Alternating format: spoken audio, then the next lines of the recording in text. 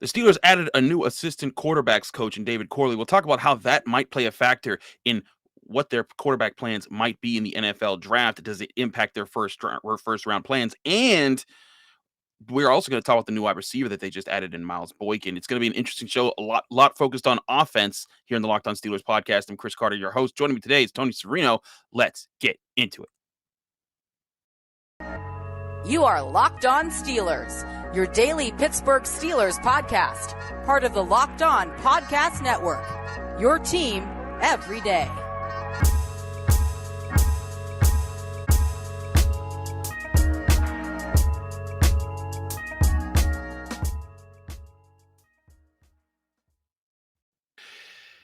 And welcome to the Locked On Steelers podcast. I'm your host, Chris Carter, bringing you your daily dose of all things in the Pittsburgh Steelers. As always, you can find us on Apple, Spotify, Google Podcasts, Odyssey, and YouTube. If you're watching this video on YouTube, hit the like button on this video if you're enjoying it. Hit the subscribe button to our YouTube channel to get all of our daily content, as well as our breaking news updates on your Pittsburgh Steelers. Rate us 5 stars with a positive comment on Apple Podcasts, and you get a shout out at the end of the show. We thank you for making the Locked On Steelers podcast your first listen every day. Today's episode is brought to you by Blue Nile. And, of course, at Blue Nile, it's Mother's Day is coming up, so give Mom something special that she'll treasure forever with fine jewelry from BlueNile.com, and use Locked On. And Locked On Sports listeners can get between $50 off to $500 off. Just use the code Locked On, LOCKEDON, at checkout. More details on that later. My man Tony Serino is back. We couldn't get him on Tuesday, but we got you on Wednesday, bro. We are so close to the draft now. I think it would be You like can a week. Taste it. I mean, yeah, it's. Yeah, and I think we're all ready because we've kind of exhausted every little detail of this draft. We're going to talk a little more about it today because it's nice to be on. It's nice to be on a day, Chris, when we have legitimate breaking news with the Steelers. Right, we have some legitimate news. David Corley is the assistant quarterbacks coach. That's not the big news everyone's talking about. We will get to Miles Boykin. That guarantees that they're taking Malik Willis. They're 100% guarantee now. Tony, you're jumping my the life gun. savings Come on, and I'm putting it all on drafting Malik Willis. Yeah, okay. That's right. I mean, you have been on the Malik or bust bandwagon for quite some time. The Maserati Malik bandwagon, as Arthur Motes coined it on this very show of more than a month ago. But first and foremost, we'll say Miles Boykin, former Ravens receiver who was released by the Ravens, has been claimed off the waivers by the Steelers. We'll get to his signing in the second and third segments because that is very important. But I wanted to lead today to talk more about the possibility of Malik Willis or quarterback still being the Steelers' first round option here, because as I've said, yes, they're interested in the quarterbacks. They want to see it fall to them. I've just seen it be like, I'm not so sure that the board's going to fall in a way that allows them to do it without giving up more than they're willing to do so to get one of these quarterbacks. But some people have it differently. I think it was Todd McShay or Peter Schrager had the Steelers selecting Malik Willis at 20th overall this year, with Kenny Pickett going 6th overall to the Panthers and things working out that way. I still don't see Malik Willis falling that far. But Tony, you've talked about how you've been on the Malik or bust bandwagon. A lot of people look at this adding of David Corley, an assistant quarterbacks coach, obvious William and Mary connection for Mike Tomlin there, as that's just the guy that's going to groom whoever they drafted quarterback. And so clearly that means they're drafting a quarterback with their first pick of the draft this year. I don't know if it guarantees that, but it's just furthering along for me the idea that they are very open to the possibility if things work out that way, but they've worked very hard to make it so that they have several avenues that they can go, so you can't pigeonhole them into one decision. Yeah, I think that the Steelers have certainly set themselves up in a position where, look, the Steelers don't do the smokescreen thing, right? It's not like they've looked at all these quarterbacks and they've evaluated and gone, don't like any of them. they're terrible. Get them out of here. We'll see you next year, right? I mean, I do think that they are doing their due diligence in this class, and look, as Kevin Colbert said in his last press conference, there will be multiple starters coming out of this class, so they like at least 2 of these players, unless something along the pre-draft process has turned them off. So I think, yeah, you're right. It's not a guarantee, but every year when we do this, we go, is it really going to be Najee? I mean, come on, Najee Harris is like, really? What if his other guys are there and then it's just Najee Harris? So I am certainly preparing myself for the fact that the Steelers are likely going to take a quarterback next Thursday. Just a matter of who and when, and I'm hoping that it's not at 20, because 20 is the danger zone where, again, my support group, we're all going to be getting together that Friday. If we're sitting here a week from Friday and, we're talking about how talking ourselves into Sam Howell, Listen, but if that happens, if he is selected 20th overall by the Steelers, there will be a lot that there will be some serious. I wouldn't say pitchforks, but no, there will be pitchforks and torches. There will be people who will be up in arms over this and be like, "This is what we were so excited for." So I feel you on that. I feel like, and this is what I talked about in the Monday episode. I went over various trade back options because we had talked about on Friday about trading up and going to the Viking spot and getting, potentially a Kyle Hamilton, a Jordan Davis, a top cornerback, Derek Stingley, or someone like that in that range. But if you're sitting there, if you wait at 20, or if you trade back and you get a quarterback, you feel less guilty about spending it in the 20 range, and you probably picked up an extra pick either in the first round or early in the second round to help you address more positions. Because again, the Steelers roster still has holes on it. They also re-signed Marcus Allen to his restricted free agent tender, but that of course still doesn't answer the strong safety hole that's currently on the roster. Again, my biggest thing about, yes, the quarterback is a need and something they want to address. I'm just not so sure that they'll get the value at quarterback in the first round because I don't expect Malik Willis to fall that far. And right. I also think that people shouldn't turn off the idea that they might just draft one in the second or third round. It's interesting you talk about trading back and getting a quarterback. I don't know. I had this argument with Quincy on AFC North Talk. I don't know that does it matter when they take a quarterback in this class, especially if it's the first round. Second round, okay, maybe. But like if they isn't the issue with them taking a quarterback this year the opportunity cost of taking one again next year, right? In the idea that if you let's say you take Desmond Ridder at 28, they trade back to get 28 or whatever, they take Desmond Ridder, cool. But then next year you're kind of disincentivized to take another quarterback because you've already put the first round talent in there. Are you going to give up on that? The Steelers are the kind of team that's going to give up on that after 1 year. So to me, it almost doesn't matter when they take a quarterback. If they take one in the first round, that's it. That's who they're going to go with. Yeah. For you probably have to say 3-4 years before they go back to the well on quarterback. I do wonder how they would play that situation out, because if you draft a quarterback in the first round, typically you want that guy to be the guy that takes over. But then again, as I've said many times in this show, there's plenty of first round quarterbacks that never work out for their team. I mean, heck, the Arizona Cardinals selected Josh Rosen way higher than what the Steelers are about to select someone at, and then the very next year they spent their first overall pick on Kyler Murray. Granted, very different situation, coaching change, there, but I kind of agree with you that if they're going all out to get a quarterback this year, it's a guy that they really believe in, could be the franchise guy, or it could be a person who they're saying, you know what, we're giving Mitch Trubisky 2 years. And if this guy beats him next year, great. If he doesn't, we have 2 years of Trubisky. And if by year 3 of this quarterback, we don't feel any different, then we'll go after the quarterback position. Right. I'm not sold on this class being the class that you bank that much on. I'm not, especially when with the 20th overall pick, you're going to be able to get either a top corner, a top safety, a top defensive lineman, or a top receiver. And any 4 of those positions would be a major improvement for the Steelers to help move things forward. And of course, if they score at quarterback, great, awesome. I just think that the percentage or the chances of scoring at quarterback in this NFL draft class, with the way things I expect to play out, to be lower than what you'd want. Yeah, there was I saw FanDuel put out their little thing today, their prediction market of when they think Malik Willis is going to get taken. I believe the aggregate of the prediction markets have Malik Willis at average of the 10th overall pick, right? Meaning that, on average, they think, okay, you can basically predict whether he's going to be selected before or after that. 10, I think you and I would both agree, right? 10 is about the sweet spot when it starts to become realistic that the Steelers could actually go up there and get him, right? I mean, once Malik gets to 10, I know you did the thing with the Vikings last week to getting to 12. I think 10 is a realistic option. I think that's Washington, right? Or is it the Jets?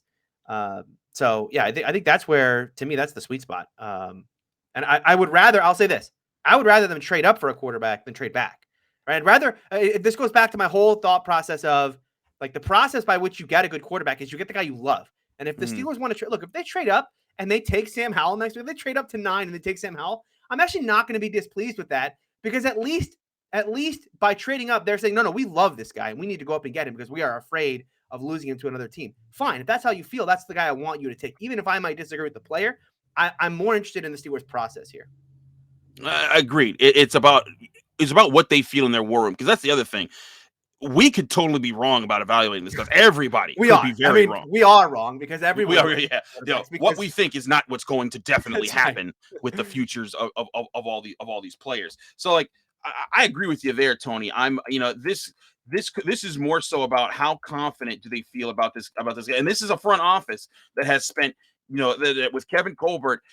He's been with the Steelers since 2000. He's seen plenty of drafts. He picked Ben Roethlisberger. This is a guy who's picked multiple Hall of Famers. Some consider that he may be a Hall of Fame GM himself in his final year with the Steelers or final draft with the Steelers. So trusting him makes a lot of sense. I'm just very curious as to where they go and get their guys, and if it is Malik, if it is Kenny, if it is Corral, if it is Howell, if it is Ritter, one of those guys, then how do they get them? How do they do it without compromising the rest of their plans with this draft class and next year as well? Because again, I think there's so much potential in this draft class to address several different positions. But one position that we know they will address in this draft is the wide receiver group. Now, even though they added Miles Boykin, that's still a group that I wouldn't preclude them from adding two guys at wide receiver in the NFL draft class. We'll talk about Miles Boykin, our thoughts on that in just a second here. But first, we got to talk to you more about Blue Nile, one of our great sponsors. Whether she prefers a statement piece or an everyday subtle elegance, BlueNile.com has fine jewelry options for every mother. Shop high quality classic diamond earrings, elegant tennis bracelets, or gemstone pendant necklaces. Mother's Day is around the corner. If you're looking for fine jewelry and you're having trouble choosing, Blue Nile has jewelry experts on hand 24/7. They're available by phone or chat to help you find a memorable gift at every budget. If you're celebrating the special woman of your life, BlueNile.com can also easily help you navigate thousands of fine jewelry options at every price point. This Mother's Day, give mom something she'll treasure forever with fine jewelry from BlueNile.com. And Locked On Sports listeners will get $50 to $500 off based on different deals that are available. This podcast exclusive is only good through Mother's Day. So go to BlueNile.com, use the code Locked On. That's LOCKEDON, Locked On, and plus every order is insured, ships free, and arrives in discreet packaging that won't give away what's inside. Shop stress-free and find your forever peace by going to BlueNile.com today.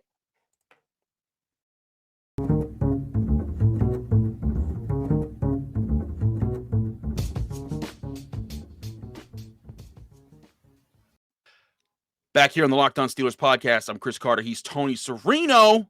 You can hear him on the AFC North Talk podcast. He does that all the time too. Tony, let's talk about Miles Boykin because that's the guy the Steelers claimed off of waivers to add to the room. Now, this was a solid move. It was funny enough. I was just talking to Wes about this yesterday about they're going to add a free agent wide receiver at some point. We just don't know who it is or what they want to do. They go and get Miles Boykin, and it adds up to a lot of factors. It's a guy who's fresh off of his rookie deal because he got cut from his rookie deal. It's a guy who's big and athletic. He's 6'4", ran a 4.42. He has special teams experience, which is what they often want from guys who they know aren't going to be like super starters or anything like that. And he brings you a veteran presence, a guy who's 25 years old with 3 years of experience in the NFL, 2-year wide receiver room. And he's not a guy that's expensive. He's not a guy that's going to stop you from drafting two more wide receivers in this draft class, which I think they should. And they needed to add a body like him with Juju Smith-Schuster, James Washington, and Ray McCloud all heading out in free agency. What's your readout on this move? Is this a typical Steelers move? Is this a good Steelers move? Is this a shrewd move? Or is this kind of like why are we even bothering with this type of thing when you're looking at it? Yeah, I mean, it's probably closer to the latter than any of the other ones, to be quite honest, because look, I mean, anytime you're getting the also rans from the Baltimore Ravens wide receiver room, it's not a great situation for your room, right? I mean, again, this is a guy Baltimore does not want. Baltimore is why, I've done AFC North Talk for 2 years now. I've listened to all the Ravens fans in chat and Sonny and their thought on they're not just Miles Boykin people, not just Boykin. I mean, their entire room. I mean, they just haven't.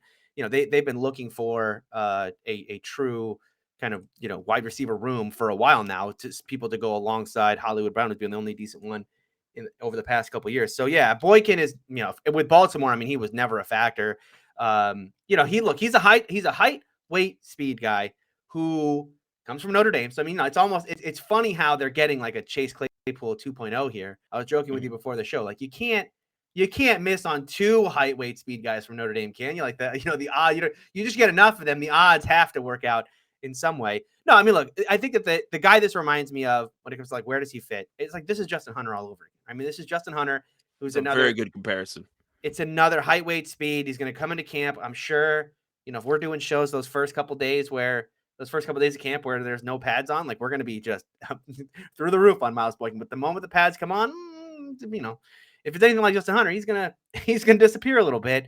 Yeah, I think that this is an interesting thing in that it's a flyer and it's a room where you can take a flyer because they need bodies.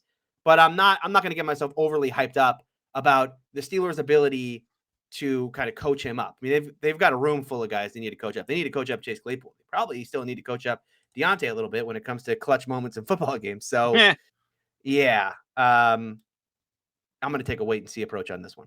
No, I agree with that sentiment there because I think Justin Hunter is the perfect example because Justin Hunter, I mean, he was a first-round pick. He was a high first-round pick. He was supposed to be one of those game changers for the Tennessee Titans way back when.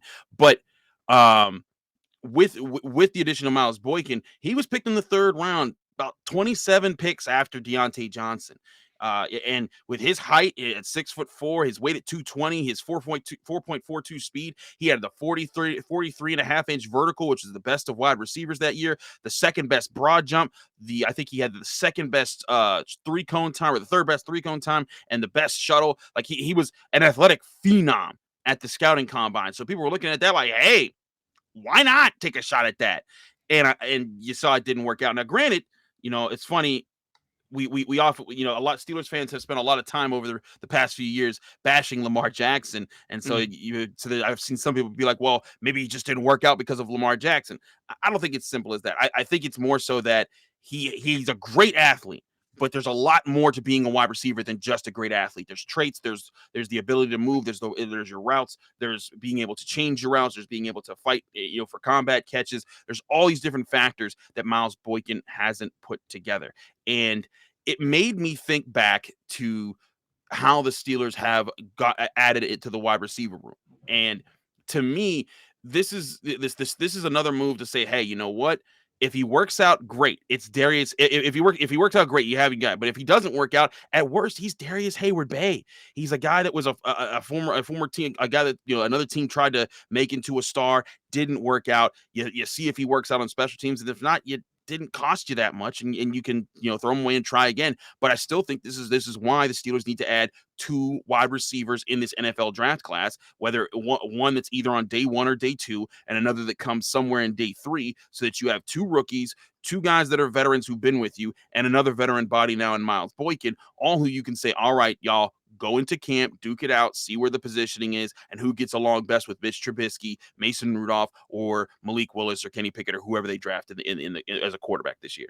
Yeah, 100% with you. This in no way should stop the Steelers from looking at this wide receiver class and likely taking one of those guys, I would say, on day 2 of the draft, whether it's in the 2nd round, whether it's in the 3rd round. I think that to me, that is very likely. They've done that in the past. It's likely where they're going to go again. I don't think this move in any way should stop them from doing that. Again, it's a shot in the dark. The interesting thing is they have 2 players now, because my recollection of Miles Boykin at Notre Dame was that he was this kind of big body guy who, he's got all the speed and everything, but he didn't play that way. Much like the way Chase Claypool was last year, where you had this player who, he's got the physical tools to dominate on the outside, and yet that's like the part of his game where he struggles with the most. And so, you got to kind of, it is kind of easy. He can, Frisman Jackson, the wide receiver coach, can kind of get Chase and Miles together and just tell them the exact same thing, right? It's like coaching two birds with one stone on this one. But I look at, to your point about the draft, this should not affect the plans in any way. Look, not even a little bit. This guy may not, you said worst case scenario might be Darius Hayward-Bay. Look, worst case scenario, this guy may not be on the team come September. Okay, right? That's a very good point. Yeah. Worst case scenario, he is the worst. He's the Limas Swede, and you're just like, you can't even be here. But I'd love if he was Darius Hayward-Bay. Like if he's Darius Hayward-Bay, you're solid. Teamer, you're happy. Yeah. Solid pickup. Yeah, I think that's going to be interesting. But it also makes you wonder. Normally, a team goes into a year with certain skill positions locked up and knowing who they're going to be. And we are going to debut a new segment addressing that very issue that involves a caller who called into the show. And we're going to bring up that caller's question, and we'll explain how you can get on the show with your questions as well in our next segment when we're talking about this and answering their questions. So we'll talk about that in just a minute here. But first, I got to talk to you guys about Built Bar. Y'all know it's April. Draft is on the way, but so is summer. So you want to help get your body right, and you want to stick to a good diet that's helping you lose weight. But it's tough to keep to your diet when you're eating things that just don't taste great and they're healthy for you, but they're not a tasty option. So you need something that's going to taste great and help you stay in your diet. That's where Built Bar comes in, one of our great sponsors.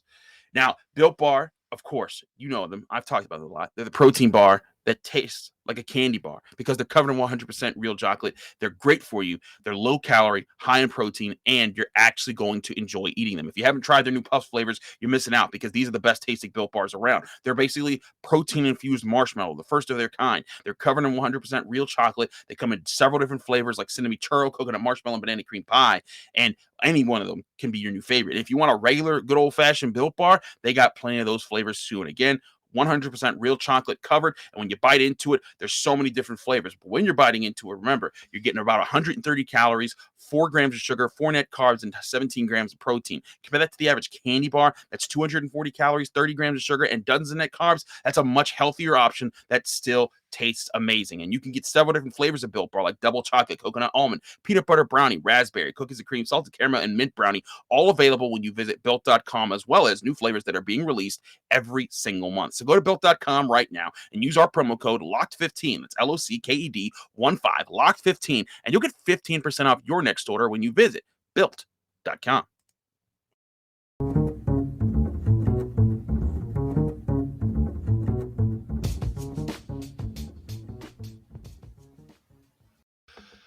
Back here in the Locked On Steelers podcast, I'm Chris Carter. He's Tony Serino. Tony, I told our listeners and our viewers here that we are going to debut a new segment. I mentioned this in the Locked On Steelers Facebook group over the weekend because people missed being able to ask questions to get on the show. And with YouTube, I was like, it's a lot to just copy and paste, each question and try to put that as an overlay over everything. So I was trying to find an efficient way to do this. So I figured, you know what? I'm going to take a note from my man Q from the Locked On Raiders podcast and start doing call-ins. So what we've done is I've established a call number for you to call in. You won't get to me. You'll leave a voicemail. It'll go straight to voicemail. When you get there, leave your voicemail by calling 412-223-6644. Again, that's 412-223-6644. You leave your voicemail, ask a question about the Steelers. Be sure to leave your name and where you're from, and then we will be able to, if it's a real question, we'll get it on the show and we'll talk about it. So that's another way for you to get yourself on the show and get your thoughts on the show as we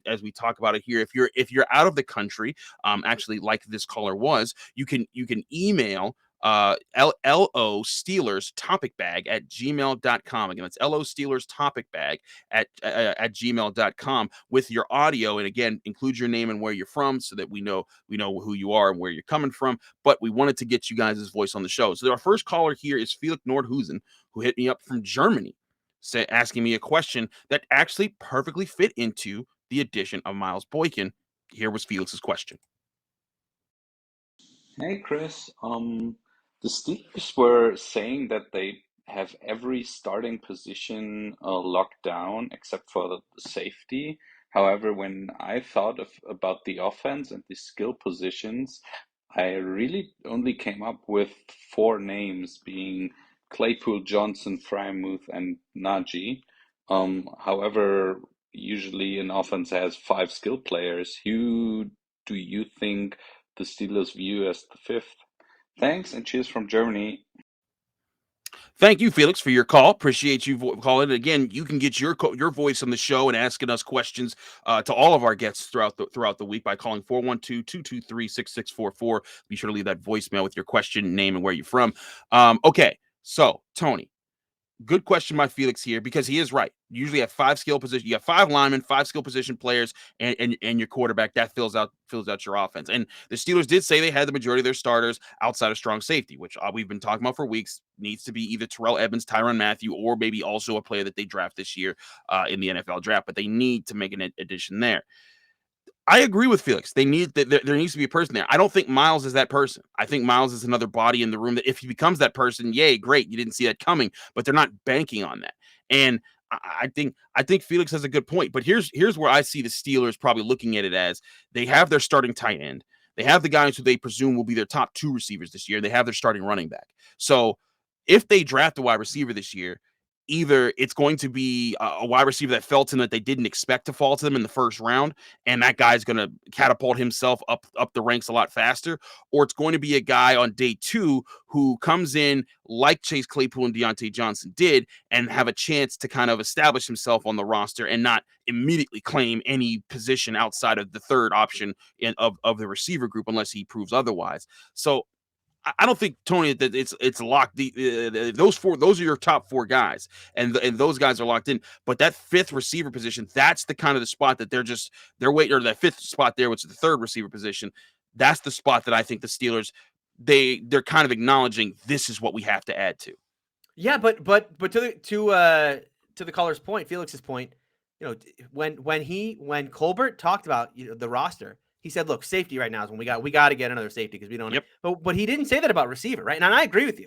Look, when I look down the roster, and just like Felix said, you look at the skill positions, right? Okay, yeah, it all makes sense. So I get to wide receiver, and I'm like, well, we're running 11. Who's the third guy? But and you always get this, Felix. If you post this on Twitter, you will get a reply of somebody going, "Oh, well, what about Anthony Miller?" There are a lot of Anthony Miller truthers that are like, "Why don't y'all talk about him?" And I'm like, "Listen, buddy, Anthony Miller looks like a hard fighter, good guy to have in camp and fight through and fight through everything, but he's not anyone the Steelers are trying to bank on right now." The other guy we always forget about, I even forgot he was on the roster until we were prepping for this segment. Steven Sims. Steven Sims is still there. I did forget about Steven Sims. Yeah, and Steven Sims, correct me if I'm wrong here, but I believe he was the Steeler here. He was the guy on the Washington football team that burned the Steelers down the sideline in that pivotal game that they lost. That kind of started the downward spiral. Yeah. The part of that season we don't like to talk about. So he's another option there. So you have Anthony Miller, you have Steven Sims. You have to look. Here's one thing we should consider as we start to look at the next week. As you talk about what wide receivers they're going to bring in. If Kevin Colbert was truthful in his assessment of the roster, then he must believe that one of those guys, Anthony Miller, Steven Sims, I think he said this after Gunnar Olszewski was signed. So potentially they don't think of Gunnar as just a returner, but potentially they also consider him as a kind of, not necessarily an every down receiver, but certainly someone who could be a spot starter at times. They clearly have higher aspirations for one of those players than maybe we do as analysts, because look, when he went over the roster, he said safety is a position we got to add to. Every other position we're set. We could be set. Actually, what he said was we could field the team right now of all the positions. We can't. Safety is one we'd have to add to. So the question is, who's that third receiver? The question that is the question, and that's where I feel that the Steelers are definitely adding this. So to answer your question, Felix, either Kevin Colbert misspoke, or they're not thinking too much as far as like, hey, a young guy will be there. Some guy like that's not a position that we're prioritizing. Because I also think it's important to remember, we've talked about for some time, this isn't going to be the Ben Roethlisberger offense. This isn't going to be 11 personnel and just hauling the ball all over. Okay. It's going to be, oh God, the Magic Mitch What offense. are you doing? You literally have a Mitch Magic shirt on in the show? By the way, we didn't prep that either. That just happened organically on the show. I had no idea he was wearing this. I'm wearing a Chain University. Better than the Ben offense. Well done, Chris. Well done. Great throw. That's why we work so well together. It's just classic Tony and Chris. I just needed my inhaler to help me recover from what you just said, because that is ridiculous. You were talking about how great the offense is going to be with Mitch at the helm, and I agree with you. But my hope, they're not going to be throwing the ball all over the place like they were in between 2014 and 2018. Like that's just, and I think that's what the offense that some people might be thinking there. And Felix, I think this is a more involved answer to your question, is that the third receiver position isn't going to be as important in this offense as it used to be. It used to be very important because you needed Juju Smith-Schuster to be that third guy with Martavis Bryant and Antonio Brown, or you needed Diontae Johnson to be able to get on the field, or Chase Claypool, or whoever was your third option on the field, because you knew you were going to throw the ball because that was the team's strength, because Ben Roethlisberger was on the roster. You paid him all this money. You had Antonio Brown at the top of the list. That's what it is. This team isn't going to be prolific throwers. They're going to be running the ball. They're going to be balancing it with off the run. They have Pat Frymuth there. He'll be a primary option, but they're going to be using bigger formations. I mean, and I'm not saying that they won't use 11 personnel. They definitely will, and probably a good clip of their plays will be 11 personnel, or personnel packages that have more wide receivers.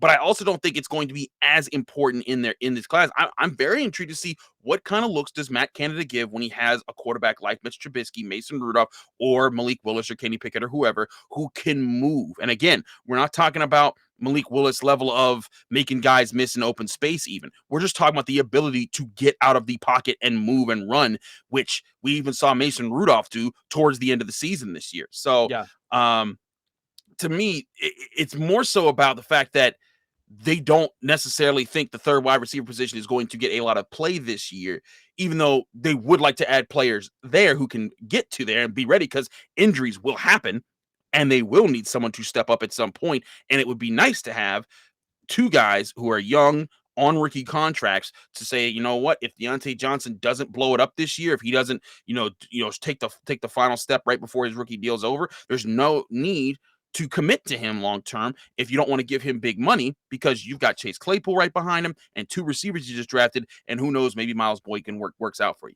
Yeah, it's an interesting point. It's right, because when you talk about this kind of this fifth player, this fifth skill position guy, I mean, that does assume 11 personnel. It could be that they want to use 12 more this year. I mean, it could be that they just they feel like Gentry came along last year as a not only as a receiver but as a blocker as well, and you got Kevin Rader behind him, or potentially every Steeler fan born, I guess I'll say, like before 1975 wants the Steelers to use a fullback again, and maybe you're going to get your wish. Maybe, just maybe, Derek Watt, who makes like $3 million, is going to be used on something other than special teams. It's possible. It's certainly possible, and it's certainly when you think about Kevin Colbert's comments, right? The fact that he didn't talk about wide receiver as a need, like you said, maybe it's not an 11 thing. Maybe they feel like they're going to be in 21 or 12.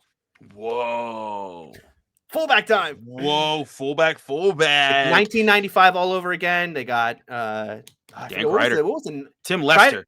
Tim Lester, thank you. The bus driver. Yes. That was the dude. He was the dude. Kreider was great too. Yeah. Yeah. Dan Kreider was my guy, man. One of the most underappreciated Steelers of my lifetime, with all the blocks that he threw. I remember his rookie season, he pancaked Ray Lewis, and I was like this 11-year-old kid that was like, yeah. But that's where things could be very different position wise for the Pittsburgh Steelers. There could be a lot more jet sweeps. There could be a lot more use of Anthony McFarland. Maybe the running back isn't even a fullback. It's dual halfbacks who can create on their own and force defenses to have to think, who are we actually paying attention to?